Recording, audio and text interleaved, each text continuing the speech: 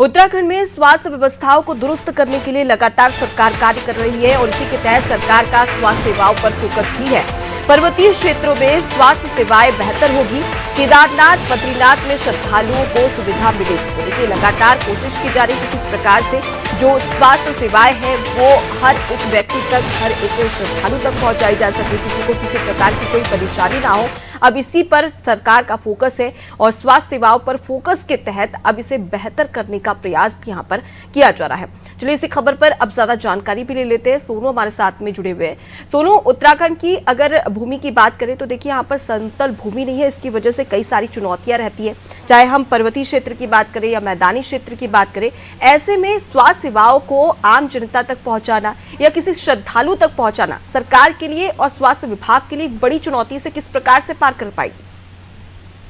देखिए, पर्वतीय क्षेत्रों में बेहतर स्वास्थ्य सेवाओं को पहुंचाना स्वास्थ्य विभाग के लिए एक पहाड़ जैसी ही बड़ी चुनौती है और लगातार स्वास्थ्य विभाग, सरकार इस पर गंभीरता से प्रयास भी कर रही है। और जब 4 धाम यात्रा का संचालन होता है तो उस दौरान बाहरी क्षेत्रों से जो भी श्रद्धालु, जो भी भक्त जो तीर्थाटन के तौर पर यहाँ पहुंचते हैं, उनको स्वास्थ्य सुविधाएं जो है वो बेहतर स्वास्थ्य सुविधाएं उपलब्ध कराई जा सके, इसी को ध्यान में रखते हुए सरकार लगातार प्रयास कर रही है। जिसका आप जिक्र कर रहे हैं, अगर हम इस पर गौर करें तो जो बद्रीनाथ धाम है, बद्रीनाथ धाम में अभी एक जो मंदिर परिसर है और जो बद्रीनाथ वाला एरिया है, यहाँ पर एक समय में एक सीमित संख्या में श्रद्धालु दर्शन करने के लिए पहुंच सकते हैं, क्योंकि जिस तरह की यहाँ की भौगोलिक संरचना है उस लिहाज से, और केदारनाथ में भी इसी तरीके के हालात है और काफी अधिक ऊंचाई पर ये दोनों के दोनों धाम स्थित है। तो ऐसे में क्योंकि यात्रियों की संख्या हर साल बढ़ रही है, तो इसको ध्यान में रखते हुए अस्पतालों को स्थापित किया जा रहा है। बद्रीनाथ धाम में करीबन 50 बेड का चिकित्सालय स्थापित किया जा रहा है और केदारनाथ धाम में भौगोलिक संरचना के अनुरूप 14 बेड का अस्पताल स्थापित किया जा रहा है। तो इनको कम से कम समय में, ये जो यात्रा सीजन शुरू होने वाला है उससे पहले ही सरकार, स्वास्थ्य विभाग जो है वो पूरी तरह से इनका संचालन शुरू कर दे, इसी पर सरकार फोकस कर रही है। यानी दोनों धामों के साथ साथ चारों धामों के जो स्वास्थ्य सेवाएं हैं, खास तौर से इनको बेहतर कैसे किया जा सकता है, सरकार इस पर फोकस कर रही है और उम्मीद यही की जा रही है कि यात्रा का शुभारंभ होने से पहले जो है वो इनका संचालन सरकार शुरू कर पाएगी। तो अब देखना होगा कि किस मुस्तैदी से विभागीय अधिकारी और संबंधित इसमें जो कर्मचारी हैं वो कितनी गंभीरता से इन कार्यों को अंजाम तक पहुंचाते हैं और यात्रियों को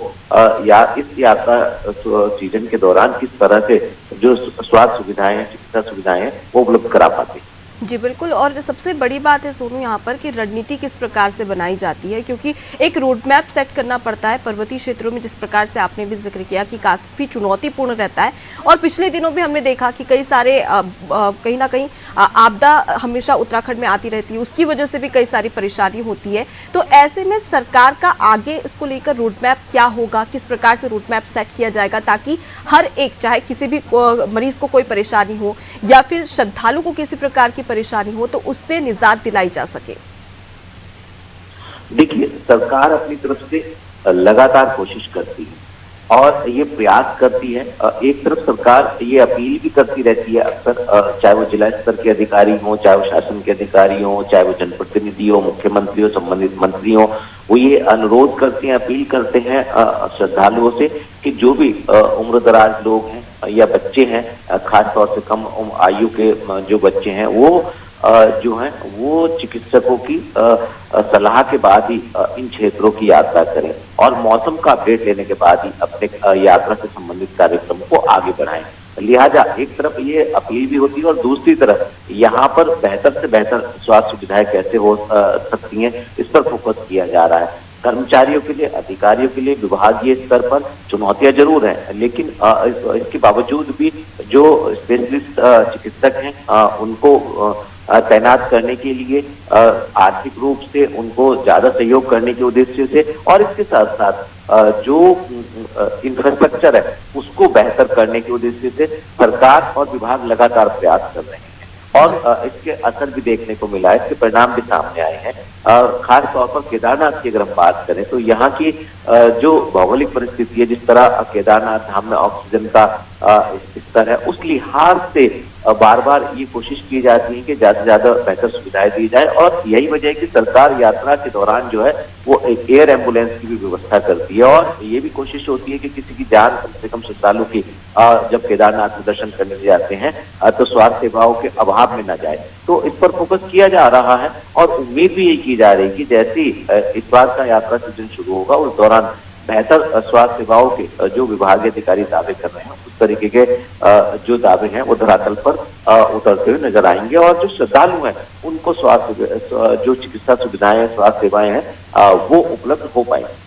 बिल्कुल, तो कहीं ना कहीं यहाँ पर दावे तो किए जा रहे हैं, लेकिन उन दावों पर किस प्रकार से मुहर लगाई जाती है ये एक बड़ा सवाल है। सोनू, आगे लौटूंगी आपके पास में, आगे भी आपसे खबर पर अपडेट लेंगे। तो देखिए, सरकार लगातार स्वास्थ्य व्यवस्थाओं को दुरुस्त करने के लिए कोशिश कर रही है और यही वजह है कि अब पर्वतीय क्षेत्रों में स्वास्थ्य सेवाएं बेहतर की जाएगी, लगातार कोशिश भी की जा रही है। और उत्तराखंड की भूमि को अगर देखें तो यहाँ पर समतल भूमि ना के बराबर है, ज्यादातर पहाड़ी इलाके हैं और इन पहाड़ी इलाकों तक स्वास्थ्य सेवाएं पहुंचाना कहीं ना कहीं एक बड़ी चुनौती रहती है। और सबसे बड़ी चुनौती ये होती है कि समय पर स्वास्थ्य व्यवस्थाएं दुरुस्त करना और समय पर स्वास्थ्य सुविधाएं पहुंचाना। अब इसी को लेकर सरकार ने रोड मैप तैयार कर लिया है, इसके तहत अब फोकस भी किया जाएगा और किस प्रकार से सरकार यहां पर काम करती है, स्वास्थ्य विभाग का जो अमला है वो किस प्रकार से यहां पर काम करता है, ये देखने वाली बात है। हालांकि अगर हम बात करें